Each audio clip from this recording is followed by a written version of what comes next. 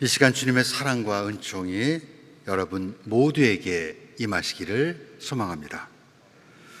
조금씩 일상을 회복하는가 싶더니 코로나19가 다시 확산하면서 가뜩이나 어려운 우리의 삶을 더욱 지치게 만들고 있습니다. 죽음의 골짜기를 지나듯 지금도 힘겨운 시간과 싸움을 하고 있는 이들을 주님께서 위로해 주시고 힘주시기를 소망하며 오늘 복음을 나누도록 하겠습니다. 성부와 성자와 성령의 이름으로 말씀드립니다. 오랫동안 많은 사람들에게 사랑을 받은 마르타와 마리아의 이야기에서 둘은 자매 관계입니다. 예수님께서 무덤에서 살려주신 라자로의 누이들입니다. 어느 날 예수님께서 오랫동안 깊은 친분을 쌓아온 마르타와 마리아의 집을 방문하셨습니다. 갑작스런 예수님의 방문에 자매는 마음이 들떴습니다. 마지인 마르다는 예수님과 그 일행을 접대하기 위해서 성대한 저녁상을 준비하느라 여념이 없습니다. 예수님과 12명의 제자를 접대하는 것은 결코 간단한 일이 아닙니다. 식사 준비가 거의 끝날 무렵 마르타는 상을 펴고 음식을 차리라고 부탁할 요량으로 동생 마리아를 찾았습니다. 그런데 마리아는 어디에 있었습니까? 같은 시간 마리아는 부엌이 아닌 예수님의 발 아래 앉아 다른 제자들과 함께 말씀을 듣고 있었습니다. 그것을 보고 처음에는 마르타가 눈짓으로 방에 있는 마리아를 불렀지만 그가 말씀에 집중해서 듣지 못한 것인지 아니면 듣고도 못 들은 채 한 것인지 마리아는 예수님 곁에서 움직일 줄 모릅니다. 그러자 마르타는 주님, 제 동생이 저에게만 일을 떠맡기는데 보시고도 가만두십니까? 불평하며 마리아더러 저를 좀 도와주라고 알려주십시오 하고 말합니다. 마르타의 요청은 합리적으로 들려오지요. 하지만 마르타의 말을 들으신 예수님의 대답은 그녀를 실망시키고 맙니다. 마르타, 너는 많은 일에 다 마음을 쓰며 걱정하지만 실상 필요한 것은 한 가지뿐이다. 마리아는 참 좋은 몫을 택했다. 그것을 빼앗아서는 안 된다. 오늘 이야기는 어느 교회에서나 흔히 일어나는 보편적 현상입니다. 우리는 두 사람의 캐릭터 중 하나에서 자신과 닮은 모습을 찾을 수도 있을 것입니다. 여러분은 마르타입니까? 아니면 마리아의 편에 서 있습니까? 그러나 이것은 잘못된 질문입니다. 오늘 이야기를 마리아는 영성 지향성을 의미하고 마르타는 행동 지향성을 상징한다고 깔끔하게 정리한다면 오늘 복음은 조금도 복잡하지 않습니다. 그러나 믿음은 그렇게 간단하지 않습니다. 둘은 별개가 아니라 하나입니다. 예수님은 마리아는 참 좋은 몫을 택했다 말씀하셨지만 그렇다고 마르다가 하는 일의 가치를 부정하지 않으셨습니다. 우리는 마르타의 태도를 비난할 수 없습니다. 마르타의 분주함이 없었다면 예수님과 일행은 그날 저녁을 굶어야 했을 것입니다. 따라서 예수님께서 마리아에게 이제 가서 언니의 일을 거두어 주어라 말씀하는 것이 타당하고 공정했을 것이라고 생각할 수도 있습니다. 마르타처럼 책임감을 갖고 행동하는 사람이 없다면 교회는 어떻게 되겠습니까? 교회는 마르타의 수고와 땀으로 유지된다고 해도 틀린 말이 아닐 것입니다. 예수님은 마리아를 칭찬하셨지만 저는 마르타에게서 어떤 잘못도 찾을 수가 없습니다.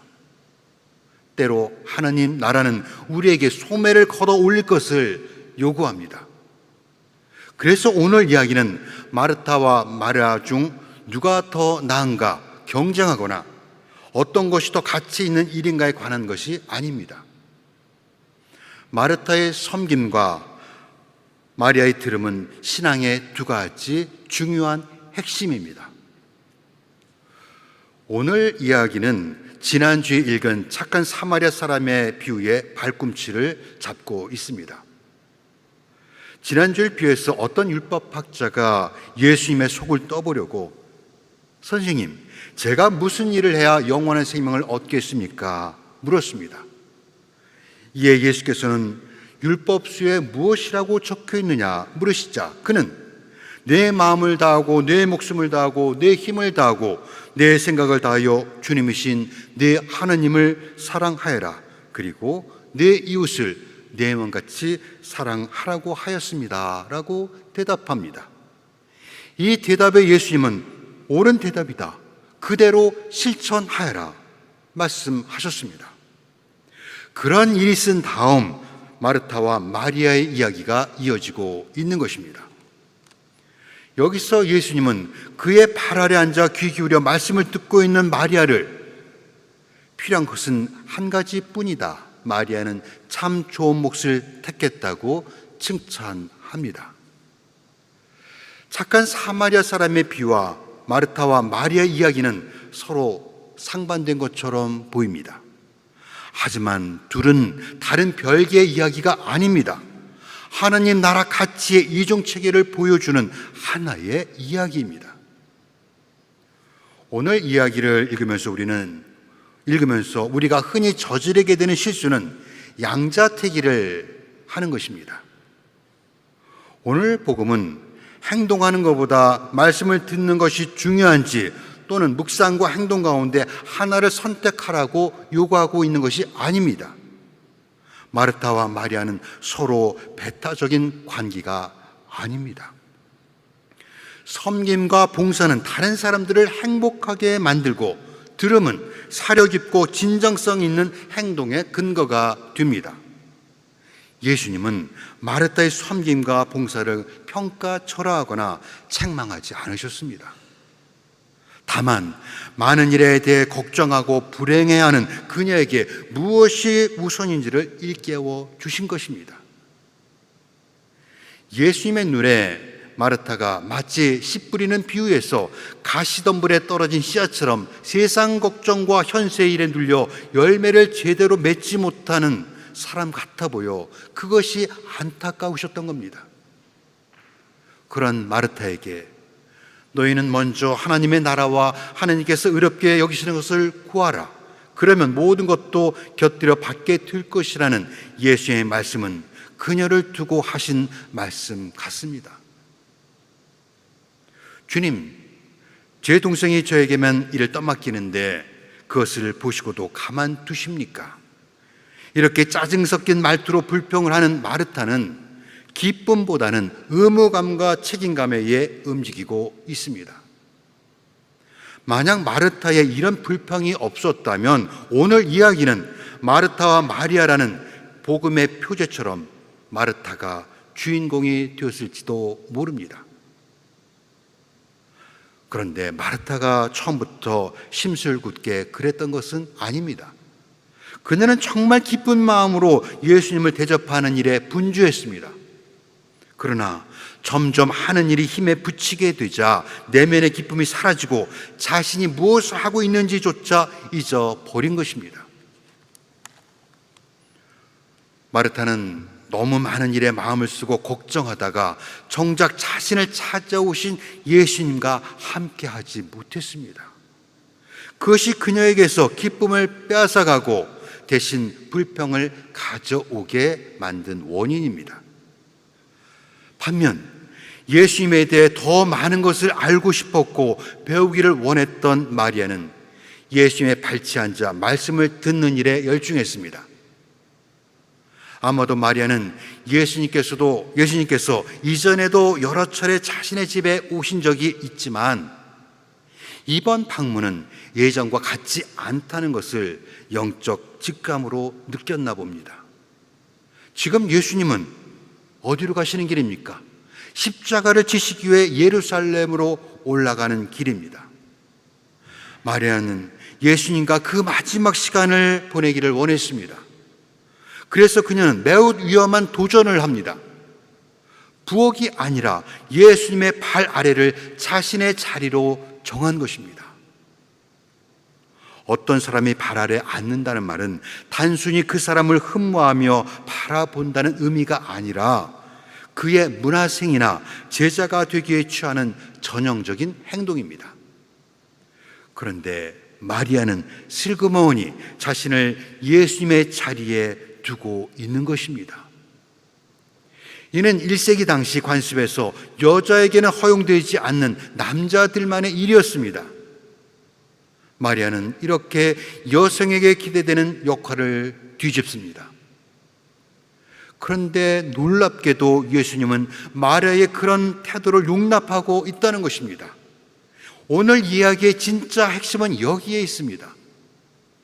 그래서 오늘 이야기는 사람들이 만들어 오는 탐과 경계를 무너뜨리는 예수님의 자유로움, 그분의 급진성에 대한 이야기이기도 합니다. 지난 주일 복음인 착한 사마리아 사람에 비유해서 유대인이 아닌 이방인을 영웅으로 만드신 예수님은 오늘 복음에서는 여자인 마리아를 제자의 자리에 두셨습니다. 일부 성서 학자들은 요한복음을 비롯한 성서 여러 곳에서 언급하고 있는 예수님이 사랑한 제자가 바로 마리아를 두고 한 말이라고 하기도 합니다.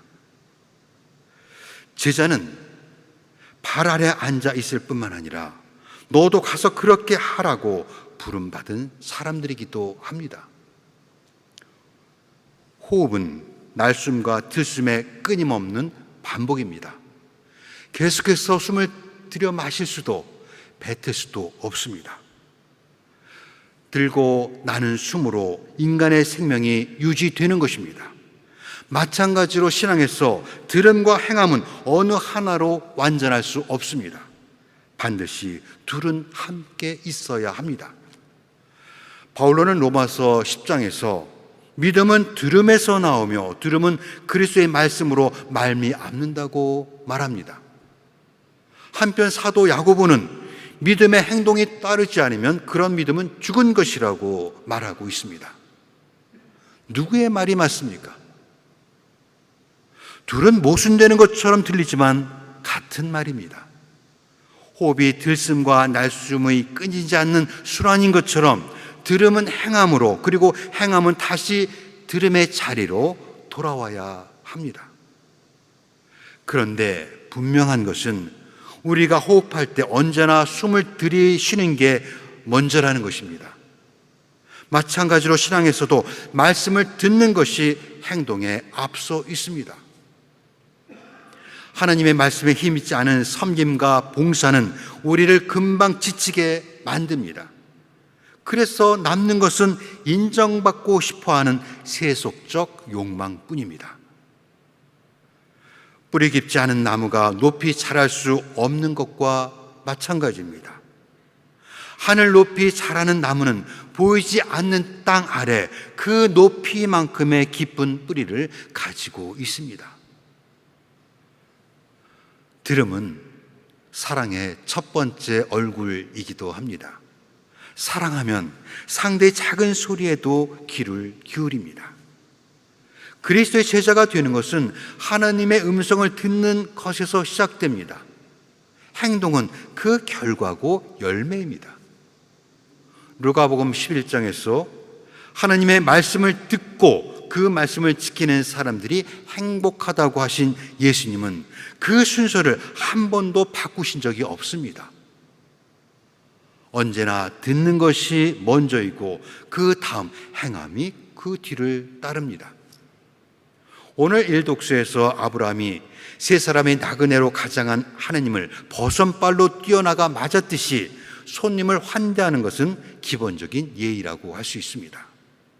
그런데 환대의 본질은 손님에게 집중하는 것입니다. 하지만 마르다는 손님 예수 그리스도가 아니라 자신의 일에 집중하고 있습니다.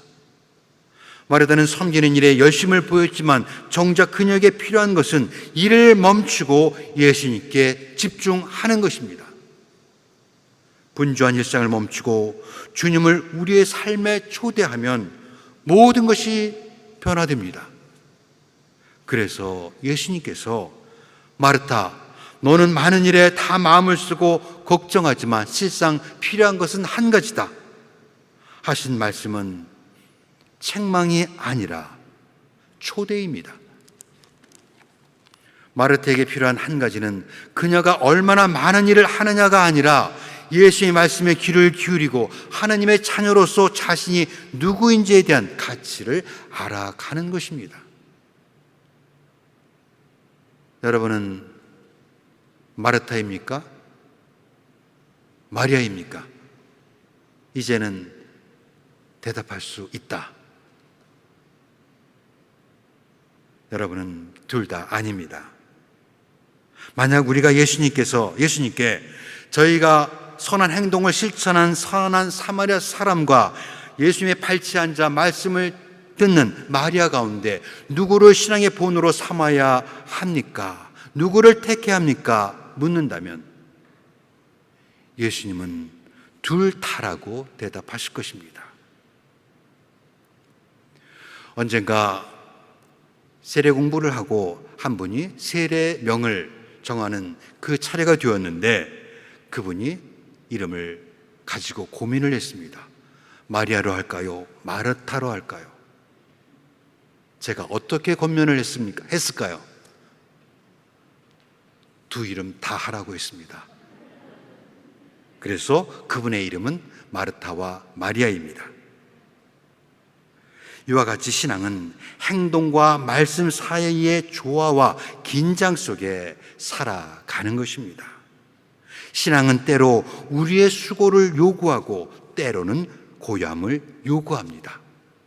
둘은 다른 길이 아니라 아버지 하나님께 가는 하나의 길에서 마주하는 다양한 풍경일 뿐입니다. 이렇듯 들음과 행동은 그리스도인이 갖추어야 할 가장 핵심적인 두 가지 모습입니다.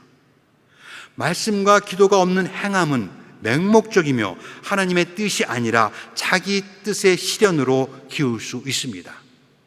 한편 행함이 없는 묵상과 기도는 공허하며 기복적이고 이기적인 신앙에 빠지기 쉽습니다. 다만 마리아는 참 좋은 몫을 택했다 하신 예수님의 말씀의 의미는 마르타에서 마리아가 아니라 마리아 곧 말씀을 듣고 배우는 것이 먼저이고 다음이 마르타 곧 행동입니다. 그러므로 먼저 마리아와 함께 예수님의 발치에 앉아 하나님의 사랑이 우리를 어떻게 변화시킬 수 있는지를 배우십시오.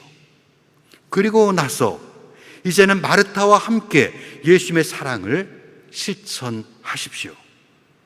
그렇게 여러분 모두가 마리아가 되고 마르타의 길을 소망합니다. 성부와 성자와 성령의 이름으로 말씀드렸습니다.